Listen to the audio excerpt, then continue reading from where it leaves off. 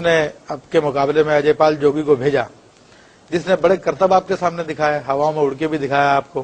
جب ہواؤں میں اڑنے لگا تو خواجہ غریب نواز رحمۃ اللہ تعالی نے اپنے کھڑاؤں کو حکم دیا تھا، تو وہ کھڑاؤں ہواؤں میں اڑتی گئی تھی، اس کے سر پہ لگتی رہی تو یہاں تک وہ زمین پہ آ گیا تھا وہ۔ اسی طرح اس نے آگ بھی پھینکی آپ پر، مگر سب کے سب وہ پھول بن گیا آپ کے سامنے آ کر۔ تو جادو کی حقیقت تو ہے، مگر یہ اللہ والوں کے سامنے نہیں چلتا۔ نہیں، مسئلہ کیا ہے کہ جادو ایک علم ہے جی جی، اور ایک پاورفل علم ہے، اگر اسے پراپر طریقے سے حاصل کر لیا جائے۔ میں یہ نہیں کہہ رہا کہ جادوگر بن جائیے، میں ایک علم کی بات کر رہا ہوں۔ ایک علم ہے، پراپر طریقے سے حاصل کر لیا جائے، اس کے اثرات بھی ہوتے ہیں۔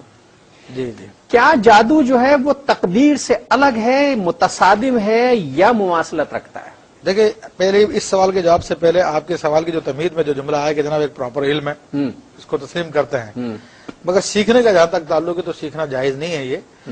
اور اس کی وجہ یہ کہ عموماً جو جادو ہوتا ہے وہ کفریات پہ مشتمل ہوتا ہے، اور شیاطین سے اس میں مدد طلب کی جاتی ہے، اور شیاطین سے جب مدد طلب کی جاتی ہے تو شیاطین تو بیٹھے ہی ہوتے ہیں کہ کس طرح لوگوں کو گمراہ کرے، کیونکہ شیطان نے تو اللہ تعالیٰ سے وعدہ بھی کیا، بلکہ اس نے صاف اپنا ارادہ ظاہر بھی کیا کہ میں ان کی راہوں میں بیٹھ جاؤں گا اور ان لوگوں کو بھٹکاؤں گا میں۔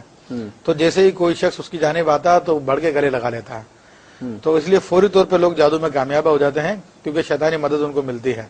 لیکن اس کے مقابلے میں رحمانی مدد کا ہے، تو چونکہ یہ قیمتی چیز ہے تو اللہ تبارک و تعالیٰ محنت کرنے والوں کو عطا فرماتا ہے۔ تو جو آپ نے بات کہی کہ کیا تقدیر کے معارض ہے، تقدیر کے برابر ہے، تقدیر کے مطابق ہے، تو بات یہ ہے کہ جادو جو ہے وہ تقدیر کے عین مطابق ہوتا ہے، تقدیر سے ہٹ کر نہیں ہے۔ بعض لوگ شاید یہ سمجھتے ہیں کہ جناب اللہ تو کچھ اور کرنا چاہتا تھا معاذ اللہ اور جادو کی وجہ سے کچھ اور ہو گیا، ایسا ہرگز بھی نہیں ہے۔ وہ شہنشاہ قہار، اس کی ملکیت میں، اس کی حکومت میں، اس کے حکم کے بغیر پتہ کیا ذرہ بھی نہیں ہلتا، تو جادو بھی کوئی عمل نہیں کر سکتا۔ اس کا مطلب یہ ہے کہ کسی آدمی کی اگر زندگی برباد ہونی ہے اور کسی جادوگر کے توسط سے ہو گئی، کسی جادو ٹونے سے ہو گئی، کسی سحر سے ہو گئی، کسی تعویذ گنڈے سے ہو گئی، تو اس کا مطلب ہے یہ اس کی تقدیر تھی، یہ اس کی تقدیر تھی۔ اور دیکھیں قرآن کی آیت واضح طور پہ بتا رہی ہے، یہ سورہ بقرہ شریف کی آیت نمبر 102 میں اللہ تعالیٰ ارشاد فرماتا ہے وَمَا هُمْ بِضَارِّينَ بِهِ مِنْ أَحَدٍ إِلَّا بِإِذْنِ اللَّهِ۔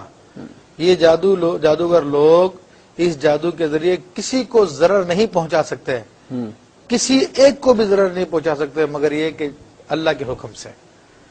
اللہ تبارک و تعالیٰ نے چونکہ اس دنیا کو آزمائش گاہ بنایا ہے، امتحان گاہ بنایا ہے، تو اس لیے اس نے برائی کی طاقتوں کو بھی جو ہے اجازت چھوٹ دی ہے بعض موقع پہ، اور یہاں پر جو رحمانی طاقت ہے وہ بھی مقابلے میں آتی ہے، تو جس کو وہ چاہتا ہے آزمائش میں مبتلا کرنا تو اس کو مبتلا کر دیتا ہے۔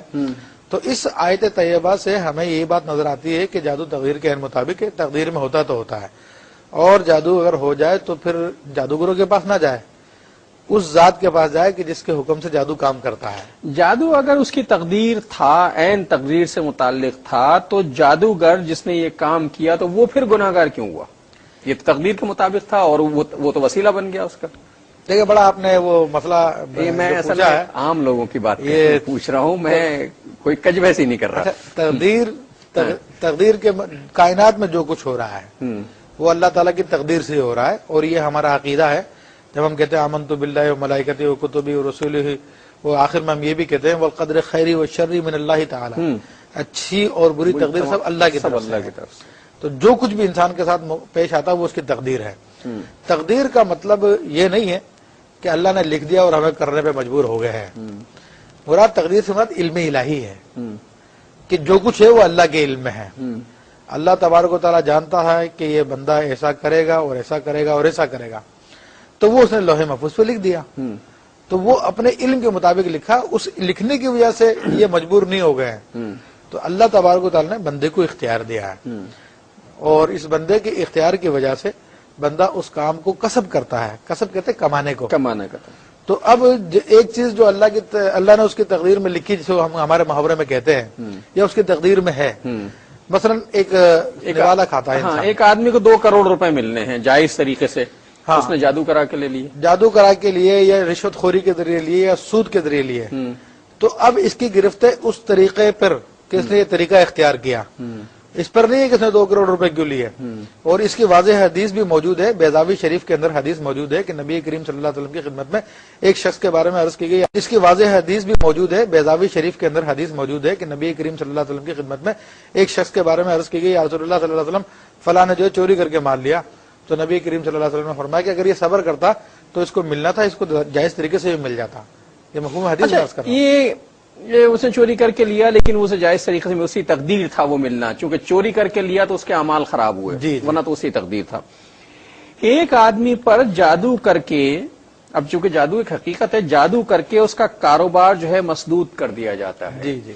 ایک لڑکی کا رشتہ جو ہے اس پہ بندش لگا دی جاتی ہے. یہ عمومی اصطلاح ہیں جس میں بندش لگا دی جاتی ہے. ایک شخص کی زندگی جو ہے وہ تباہ, اسے بستر پہ ڈال دیا جاتا ہے, وہ اس تکلیف میں ساری زندگی مبتلا رہتا ہے. ایک لڑکی کی ساری زندگی شادی نہیں ہوتی, ایک آدمی کا کاروبار نہیں ہوتا. جی جی. تو اس کا قصوروار کون؟ یہ اس کی تقدیر ہے. دیکھیں, میرا عرض کر چکا ہوں کہ دنیا امتحان گاہ ہے, اور امتحان میں مشکل سوال بھی آتے ہیں, اور مشکل سوال کا جو جواب دے دے وہ کامیاب ہو جاتا ہے. تو جب دنیا کی زندگی کو ہم نے امتحان کہا تو اللہ تبارک و تعالیٰ اپنے بندوں کو تکالیف میں مبتلا کرتا ہے. اس پر وہ صبر کرتا ہے یا اس کو حل کرنے کے لیے جائز طریقے استعمال کرتا ہے تو مسئلہ تو بہرحال حل ہو جاتا ہے, جلد یا بدیر. لیکن یہ اس کی کوشش کے اوپر اس کو ثواب ملے گا یا اس کو عذاب ملے گا. تو اس میں قصور کا مسئلہ نہیں ہے, اس میں تو امتحان کا مسئلہ ہے. اور دنیا مومن کے لیے قید خانہ قرار دی گئی ہے کہ دنیا مومن کے لیے قید خانہ ہے. تو اس قید خانے کے اندر ظاہر سی بات ہے صعوبتیں تو آتی ہی ہے. ہم لوگوں نے اس دنیا کو اصل سمجھا ہوا ہے, اس دنیا کی کامیابی کو بس کامیابی سمجھا ہوا ہے. اس کے مقابلے میں ہمیں اپنی آخرت ہاتھ سے دینا پڑے, ہاتھ سے چھوڑنا پڑے, ضائع کرنا پڑے, تو ہمیں اس کی پرواہ نہیں ہوتی ہے. آپ کے ذہن میں کوئی سوال آ رہا ہے نا, تو ایسا کرتے ہیں آپ ٹیلی فون ملانے کی کوشش کیجئے, میں ایک چھوٹا سا وقفہ لے کے آتا ہوں. تیری عطا کا ساتھ وہ. السلام علیکم ورحمۃ اللہ وبرکاتہ. ویلکم بیک ناظرین. وقفے کے بعد پروگرام میں آپ کا